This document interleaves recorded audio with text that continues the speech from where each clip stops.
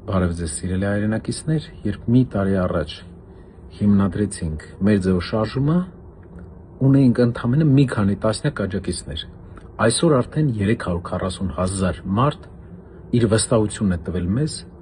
որը մենք պետք է արդարացնենք։ 2 օրից ուրբաթ օրը ժամը 1-ին ցանկանում եմ հանդիպում կազմակերպել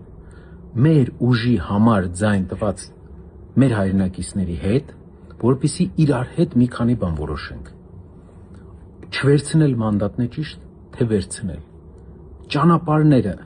պայքարի ճանապարհների քննարկումը իհարկե օրենքի շրջանակներում եւ դրանից հետո էլ կարծում եմ, որ կլինի շատ էմոցիոնալ, շատ հախուռն եւ հետաքրքիր